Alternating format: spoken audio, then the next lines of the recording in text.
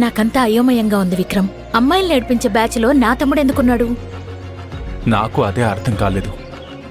నేను వాళ్ళని పట్టుకుందామని వెళ్ళేసరికి మీ తమ్ముడు కూడా అక్కడున్నాడు. వాడు అలాంటివాడు కాదు, నీకు తెలుసు కదా. కానీ ఆ అమ్మాయిలు ఇచ్చిన కంప్లైంట్లో మీ తమ్ముడు పేరు కూడా ఇచ్చారు కిరణ్మయి. వాడంటే పడని వాళ్ళు నా తమ్ముడి పేరుని ఆ కంప్లైంట్లో రాశారేమో. అయినా నేనేంటో నీకు తెలిసినప్పుడు నా తమ్ముడి గురించి కూడా నీకు అర్థమయ్యి ఉండాలి కదా విక్రమ్. వాణ్ణి అరెస్ట్ చేయకుండా ఉండాల్సింది. అంటే నన్ను తప్పు చేయమని చెప్తున్నావా? అదిగో నీ కోపం వచ్చేస్తూనే ఉంది. నీతో వచ్చిన బాధే అది. నీ తమ్ముడిని అరెస్ట్ చేయకుండా ఉండాల్సింది అంటే నాకు అర్థం కాలేదు. మనం కలిసి తిరిగాం, కలిసున్నాం, ఒకరంటే ఒకరం అర్థం చేసుకున్నాం.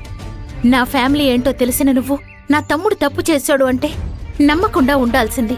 అది నేను చెప్పే ఉద్దేశం. ఇప్పుడు మాత్రం ఏమవుతుంది? నువ్వెందుకు అంతలా బాధపడుతున్నావు? అనుమానంతో అరెస్ట్ చేశాం. కోర్టుకు వెళ్తే తను నిరపరాధి అని అర్థమవుతుంది కదా. నన్ను నమ్ము, నీ తమ్ముడికేం కాదు కిరణ్మయి. నువ్వు నా పెయిన్ అర్థం చేసుకోవడం లేదు విక్రమ్. వాడు చదువులో టాపర్. వాడికి ఏ చెడు అలవాట్లు లేవు. అలాంటివాడు నలుగురు ఆడపిల్లల్ని అల్లరి చేశాడు అంటే నువ్వు నమ్మి వాడిని అరెస్ట్ చేశావు చూడు, అది నాకు బాధేస్తోంది. అతను చేశాడా లేదా అని ఆలోచించే సిచ్యువేషన్ లేదక్కడ. Don't worry about this matter. నీకు అర్థమవుతోందా? వాడు చదువుకునే స్టూడెంట్. ఒక్కసారి పోలీస్ స్టేషన్కి నేరస్తుడిగా అనుమానించి తీసుకొచ్చినా వాడి లైఫ్ ప్రమాదంలో పడ్డట్టే. అది నీకు తెలుసు కదా. మళ్ళీ కాలేజీలో వాడు తలెత్తుకొని తిరగలడా? మనం చాలా కాలం నుంచి కలిసి ప్రయాణం చేస్తున్నాం. తనువులు వేరైనా మనసులు రెండు కాదు ఒకటే అనే నమ్మకంతో నిన్ను క్వశ్చన్ చేస్తున్నాను. నువ్వు అర్థం చేసుకొని ఈ ఒక్క విషయంలో నువ్వు నీ డ్యూటీని కాస్త పక్కకు పెట్టి వాడు నీ మనిషి అనే ఆలోచనతో వాడి పేరుని ఎఫ్ఐఆర్లో రాయకుండా వదిలే. ఇది నా హంబుల్ రిక్వెస్ట్. మన ఇద్దరి రిలేషన్షిప్ని అడ్డం పెట్టుకుని నువ్విలా మాట్లాడుతున్నావా? రిలేషన్షిప్ని అడ్డం పెట్టుకుని కాదు విక్రమ్, వాడక్కగా నిన్ను అడుగుతున్నాను. సారీ, నేను ఆ పని చేయలేను. నీ తమ్ముడి మీద నీకు అంత నమ్మకం ఉంటే కోర్టులో సబ్మిట్ చేశాక అతను నిరపరాధి అని నిరూపించు. ఇప్పుడు మాత్రం నా డ్యూటీ నేను చేశాను. విక్రమ్, నీతో మాట్లాడుతుంటే నా మనసు బరువెక్కుతోంది.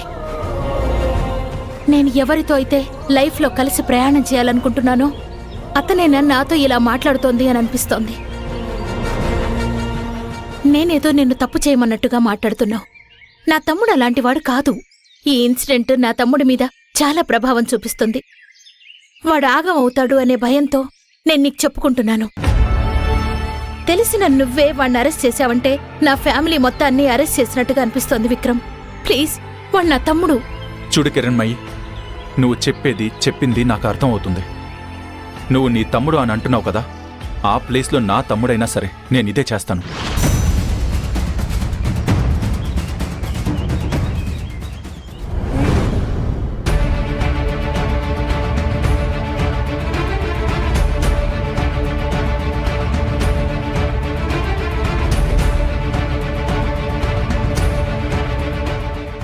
మేడం,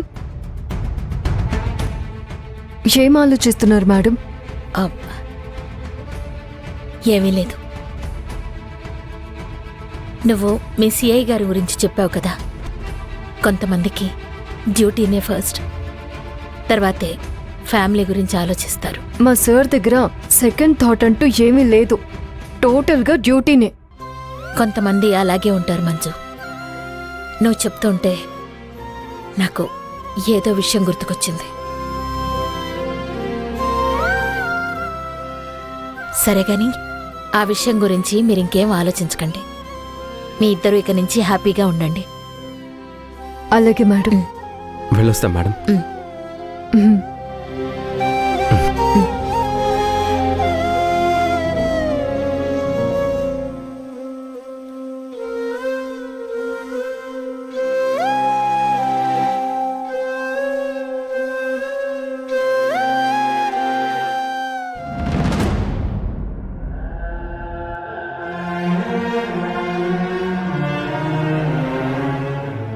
సిఐ గారి విషయం వస్తే మేడం చాలా ఎమోషనల్ అవుతారు ఎందుకో.